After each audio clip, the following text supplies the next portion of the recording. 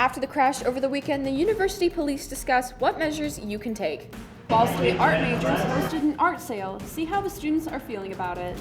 Biden signed a new executive order today. See who can benefit from it. And one pro football player announces he'll make his return to the field. We saw a beautiful day today, but we do have a cool down on the way. I'll have the details of all that and more in my full forecast. Delaware County's only live television newscast from Ball State University's Unified Media Newsroom. You're watching NewsLink Indiana. Thanks for being with us. I'm Olivia Sloniker. And I'm Emma Matlock.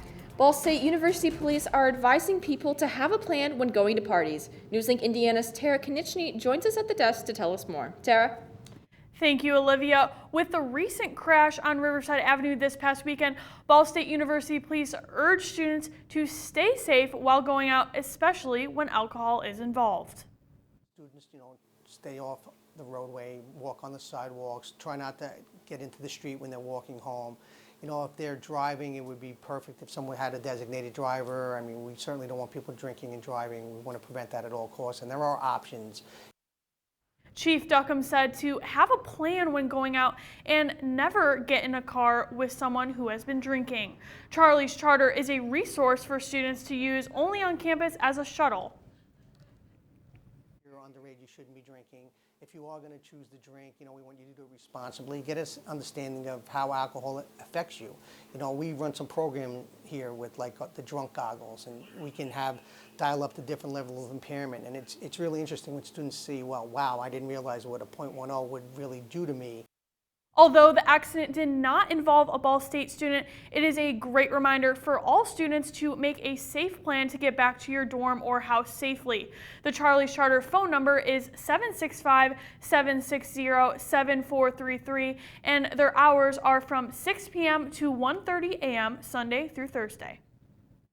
Thank you, Tara. Ball State art students held an art sale yesterday and today in the atrium. Students majoring in the arts department put together their created pieces to sell to students on campus every semester. Typically, the show is opened up to upperclassmen who have matured in their field. A painting major, Riley Sims, tells us about the type of art she put together for the show. And I take black elements, very bold geometric shapes, and I kind of place it intertwining with the colorful aspects that I spill on the campus. It is exciting for participants to show off their unique skills, and each student adds their own sort of flair to their own work. Ball State students, all majors, also look forward to the next art show that will happen this coming semester in the fall. All right, and let's see what Rachel has to say for the weather. Guys, we saw such a beautiful week. Last week, we saw a high temperature of 76 degrees last Tuesday, but we only reached 57 degrees for our high temperature today. And if we take a look at the national temperatures, we can see just this band of warm air that's starting to move into our area, and that will start impacting our area in the coming days. Now I'll be telling you the timing for the warm up on the way, the end of the week rain chances, and when to expect a cooler weekend, all coming up in my full forecast. Thank you, Rachel. Michigan State University is providing a new resource for victims and community members still feeling the impact of the February mass shooting on campus. The gunman killed 3 MSU students and critically wounded 5 others. Jordan Burrell reports. The goal here is to support our campus and support our victims and support the families of our victims. Monday, Michigan State University announced the creation of the Resource and Support Coordination Office. This office was created as a direct response to the shooting on the university's campus. It's something that we needed to help coordinate and centralize the university's response to the tragedy on February 13th. And so this office will not only coordinate internally with offices to provide trauma-informed guidance and help coordinate response efforts to the tragedy, but they'll also be the single point of contact for victims and victim families. Some of those informed practices will ensure that people are not re-traumatized in order to get the support they need. Olson says the idea of this office wasn't created by MSU, and they aren't the first to create these resources. Unfortunately, given mass shootings that we've seen around the country, this has become sort of a best practice. And so our peer institutions who have gone through similar tragedies have set up similar offices, and they've seen success with that in the coordination of response efforts. And so we've taken that, there's a model for that, and we're implementing it here with this office. Currently, the office will be temporary with no set end date, but the university will be assessing the need of the resources as time goes on. We're a campus of 60,000 individuals, and very much so we have a campus of 60,000 individual needs. And so we want to make sure that this office is well equipped to respond to those needs in the most efficient way possible. So providing that central point of context helps streamline that information so that the resources we're giving are timely, but then also catered to those individuals who are reaching out. President Biden will sign an executive order today which is aimed at expanding access to long-term care and health care. The order will issue more than 50 directives across nearly every cabinet-level agency. Federal agencies will be directed to identify grant programs that can support child care and long-term care for people working on federal projects. Agencies must consider requiring companies seeking federal job-creating funds to expand access to care for their workers. The executive order will also require the Defense Department to improve affordability of child care for military families. The United States of America, we should have no one should have to choose between caring for the parents who raise them, the children who depend on them, or the paycheck they rely on to take care of both. The 84-year-old homeowner facing felony charges for shooting a black teenager is back in police custody. Kansas City authorities say Andrew Lester turned himself in earlier today.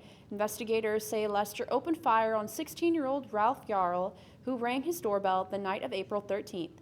Lester was initially arrested, but was released less than 2 hours later. Yarl, who's recovering from gunshot wounds, says he went to the wrong house by mistake to pick up his younger brothers.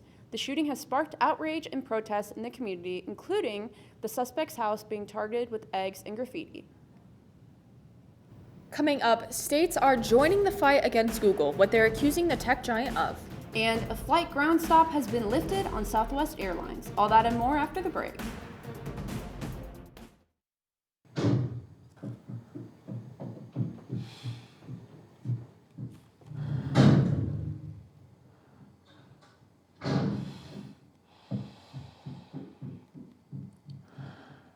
I love you!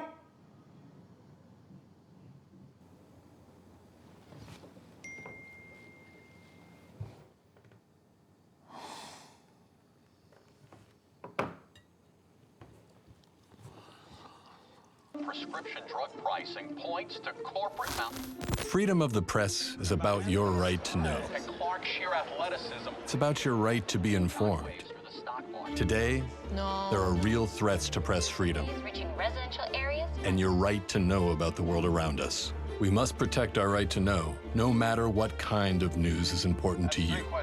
Before it's too late, understand the threats. ProtectPressFreedom.org. The central and midwestern U.S. averages more than 850 tornadoes each year, and lately, the number of floods has been rising in the region too. So chances are, there will be more twisters and floods near here again. And between school, sports, and social lives, chances are, you won't be with your kids when it happens. Will they know what to do? Ready.gov/kids has all the educational tools and information to make the conversation easy. When the time comes, chances are they'll feel prepared, not scared. So talk with your family today. Hey guys, it's me, Isabella Gomez, filling in for Smokey Bear because he's got more to say than just... Only you can prevent wildfires. Like, if you're outside enjoying a barbecue, don't let a hamburger distract you from fire safety. Make sure you aren't dumping your hot coals or ashes onto the ground because that could start a wildfire. So take wildfire prevention seriously and let's save the world one day at a time. Juntos con Smokey Bear, podemos hacerlo. Go to smokeybear.com to learn more about wildfire prevention. Come back. The Alec Baldwin movie Rust is set to resume Thursday in Montana. Now that's according to the studio behind the film. In 2021, cinematographer Helena Hutchins was killed in a prop gun shooting on the film's set in New Mexico. The film is set to be completed as part of a settlement agreement between parties involved. Baldwin and armorer Hannah Gutierrez-Reed are facing involuntary manslaughter charges. Baldwin has pleaded not guilty, and an attorney for Gutierrez-Reed says she will also plead not guilty. Baldwin and director Joel Suez, who was shot and injured in the shooting, are expected to return to finish the project, according to the Rust Movie Productions. More states are joining the effort to break up Google's digital advertising business. Yesterday, 9 more states joined the federal government's antitrust lawsuit against the tech giant. The Justice Department accuses Google of illegally monopolizing the digital advertising market by gobbling up rivals. The DOJ says Google does this through anti-competitive mergers and by bullying publishers and advertisers into using the company's proprietary products. The lawsuit was filed earlier this year. The initial complaint included California, Colorado, Connecticut, New Jersey, New York, Rhode Island, Tennessee, and Virginia. Google is fighting the suit and has said the complaint attempts to pick winners and losers in a highly competitive market. The Federal Aviation Administration has lifted a ground stop today for Southwest Airlines. The agency has paused departing flights at the airline's request earlier in the day over what it called equipment issues. Southwest said there were data connection issues resulting from a firewall failure. A spokesperson also apologized for the delays. The FAA said there were still a hold on flights into Texas Dallas Love Field Airport. The flight tracking website FlightAware said by midday, more than 1,500 of the airline's flights, about 36% of its schedule, were delayed. As a result, there could be other residual flight delays throughout the day. Last week's historic flooding in South Florida led to a temporary gas delivery delay, which resulted in some gas stations running out of fuel and long lines at others. But officials want residents to know that it is getting better. Port Everglades announced on Friday that they have ample fuel supply, but some of the pumping equipment was made unoperational due to the flooding. But according to a Port Everglades statement released yesterday, roughly half of the privately owned petroleum companies that distribute propane, diesel, and gasoline are delivering product. Deliveries are also expected to increase over the coming days. It was also added that 3 fuel tanker ships are currently in port and 5 others are offshore waiting to unload, and that, quote, there is no need to panic. The mayor of Broward County thanked residents for their patience, saying, quote, each day gets better. Mild temperatures right now, but we are going to see a cool down in the overnight hours. I'll have the timing of that and more coming up in my full forecast after the break.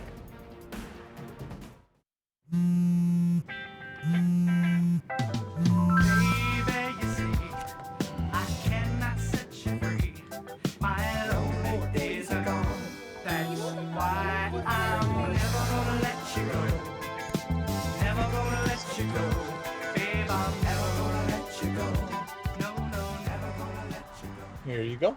Thank you. Thank you.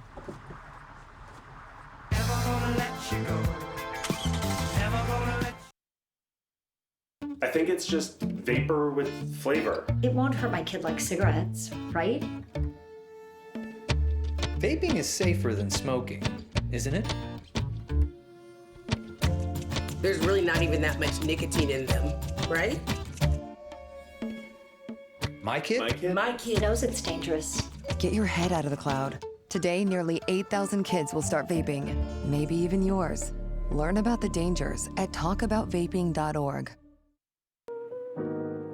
Emotes say a lot, but they can't say it all. Think your guildmate is struggling? Try these dialogue options.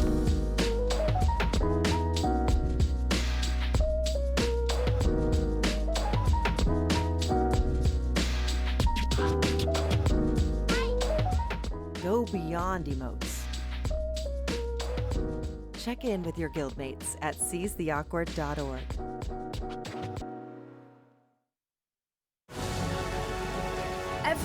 Every day, Millions of people are connecting and even though we're overcoming obstacles, watching each other's backs, and banding together.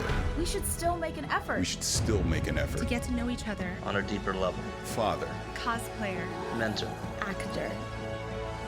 It's time we take a step forward it's time we take a step forward Come together. and discover how accepting our differences can make us stronger.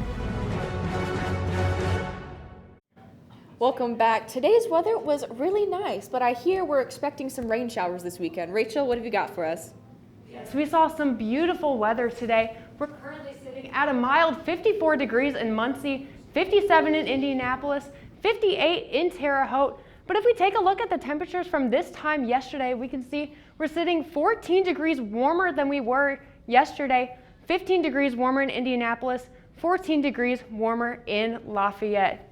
Now, we are going to be dropping temperatures in the overnight hours, dropping to a cold 35 degrees tonight under clear skies winds coming out of the northwest at 5 miles per hour. Now those clear skies are going to allow a lot of the daytime heating to escape into the atmosphere.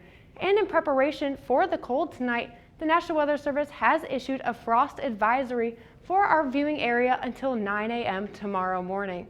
Now I know it's felt like summer the last few weeks, but this is actually pretty typical for frost ending in April. The average time of year, April 22nd, is our average last frost, the latest being May 19th back in 2002, the earliest being March 28th back in 1999. Now personally, I would rather be on the earlier side, but I suppose the average will do. Now if we go ahead and take a look at tomorrow, we can see the frost won't be here for too long. 8 a.m. tomorrow, 42 degrees already. That's right around when the frost advisory will expire, so the frost will be pretty much out of the way by then. Right around noon, we'll be sitting at 61 degrees before we warm up to a warm 73 degrees right around 4 p.m. for a high temperature of the day. Now tomorrow we're going to be seeing partly cloudy skies, so it's going to be a great day to take your friend out for a walk, maybe go to a dog park and just let them run around in the grass, since it will be such a beautiful day tomorrow. Now if we take a look at what the jet stream is going to be doing over the next few days, we can see that it's going to be moving southward before it starts sitting right over Indiana. All this blue is going to be bringing a lot of cold air into our region. And with that cold air, we'll also be seeing some precipitation chances. Now Thursday is going to be our first day of precipitation chances, starting in the overnight hours on Thursday. Friday is going to be our big day for rain, around 60% chance of rain on Friday. Saturday, also a 40% chance of showers, before we end on a dry Sunday. Now with the precipitation chances, we're also going to see a decrease in temperatures in the week. We'll be sitting at 76 degrees under partly cloudy skies on Thursday. Again, those overnight showers are going to start dropping temperatures. 61 degrees on Friday, 54 degrees on Saturday, before we end at 48 degrees on Sunday, before temperatures will start to recover to start out the new week. And guys, I'm a little disappointed that the temperatures are going to be a little bit cooler, but you know, we had such a beautiful week last week, so I'm hopeful that it'll start to return. Absolutely, especially with the carnival coming up this Friday. I'm really hoping for that rain to sort of hold off a little bit so I can go ride some rides. Yeah, hopefully it'll just move around the timing of the carnival a little bit. Yeah, let's hope so. Thank you, Rachel. Let's go ahead and send it over to Jace with sports. Thanks, guys. One Ball State program looks to finish the season strong, and another is set to take on a national powerhouse. All this and more next in sports. Here's your sandwich, miss. Oh, thank you. And your burger. Awesome, thank you. And your bowl of boiling water, sir.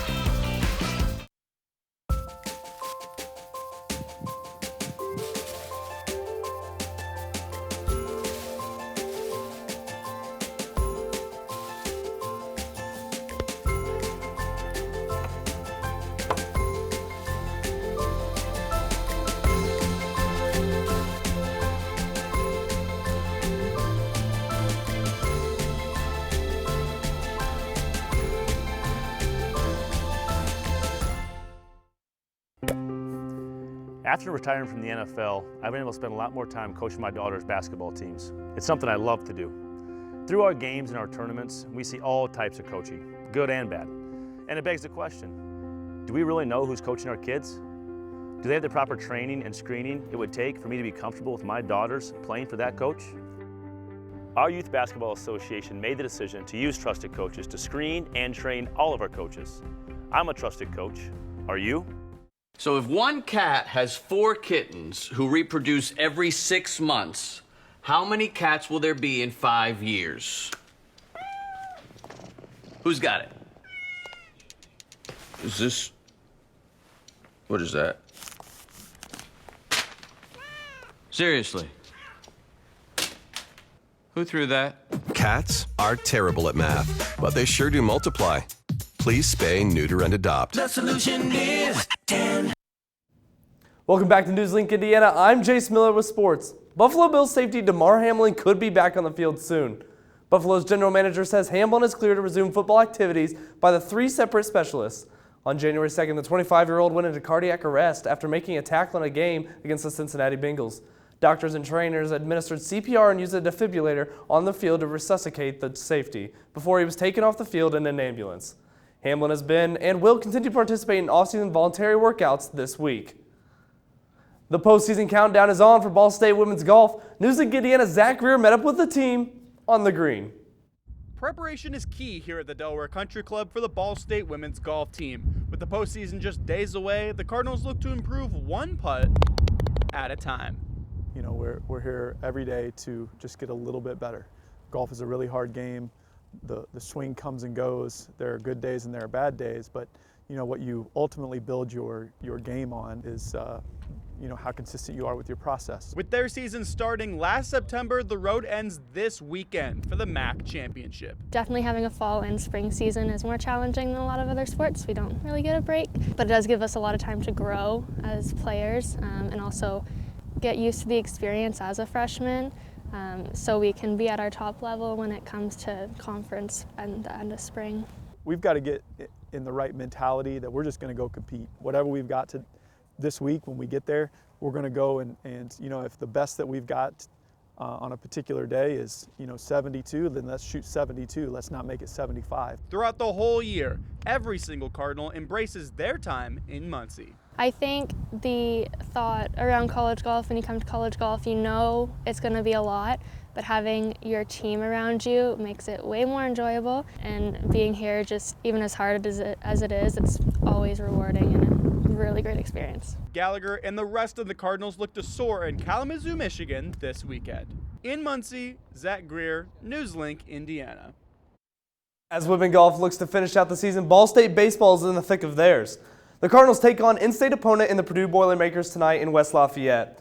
Ball State hits the road with an impressive 23-12 record on the season, but abysmal 9-10 on the road. In the opposing dugout, Purdue sits at 16-18 on the year. That matchup finishes up tonight as Ball State falls in a 3-2 final. The Cards will be back in action this Friday at home as they take on Northern Illinois. To look into next season, Ball State women's basketball is set to hit the road to take on NCAA basketball giant, the UConn Huskies, on December 6th.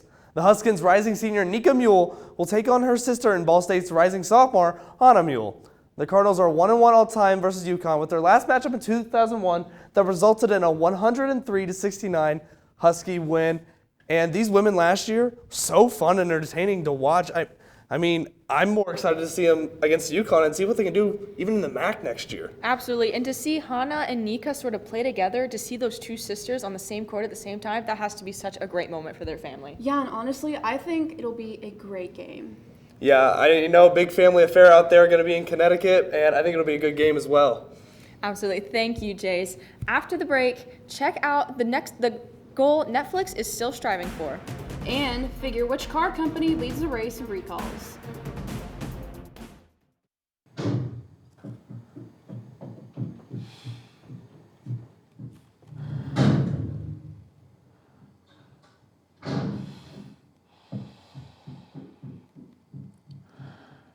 I love you!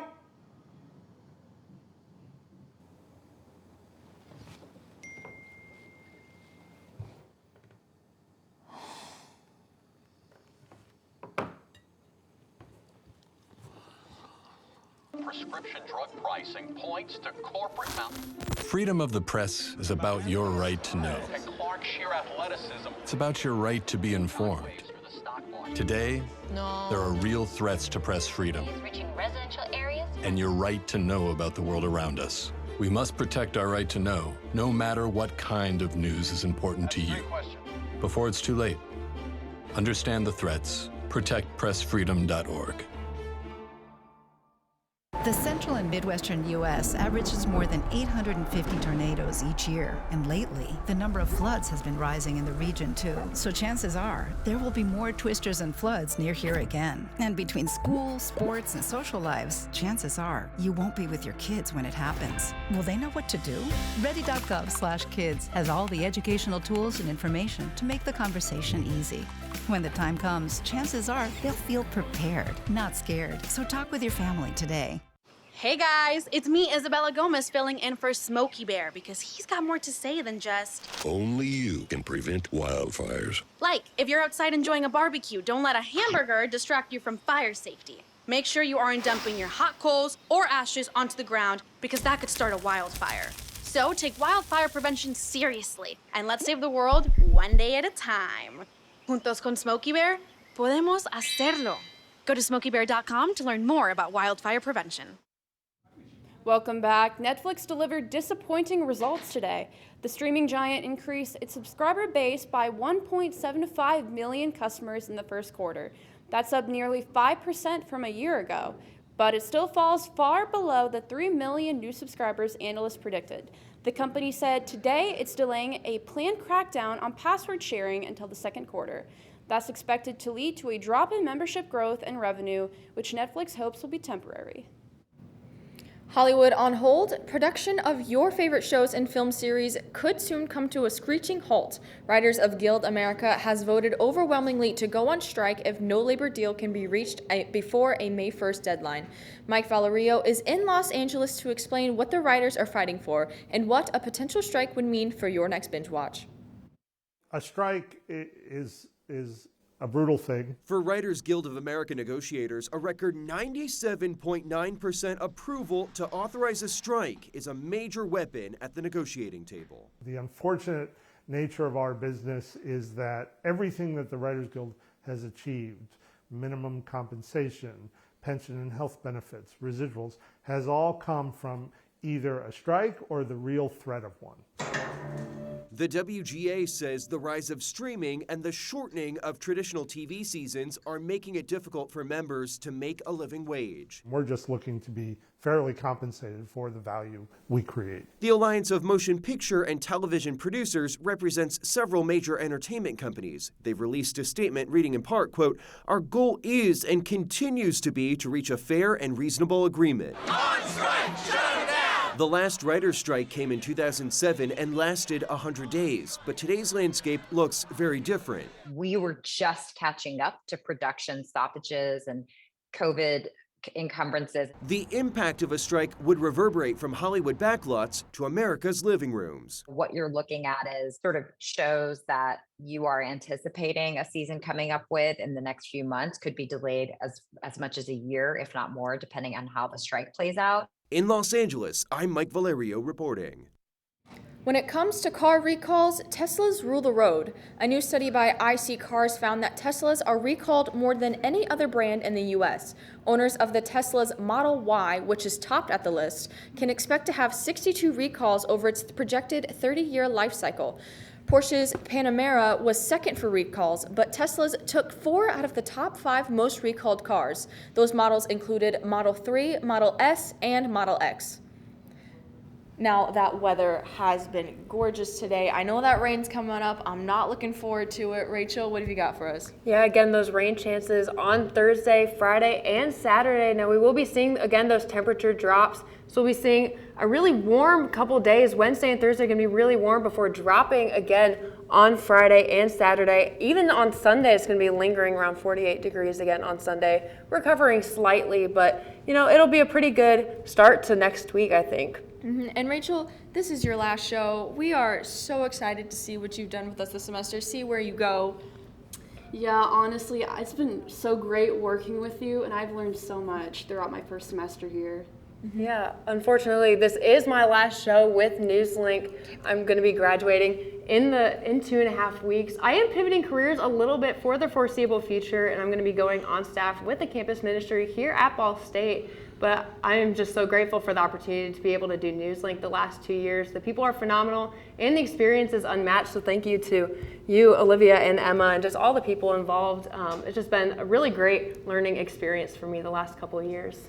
And thank you so much, Rachel, for everything you've done. That's all tonight for NewsLink Indiana. Be sure to join us again tomorrow night at 9, streaming live on the NewsLink Indiana Facebook page. And for news anytime, anywhere, go to ballstatedaily.com. Have a great night.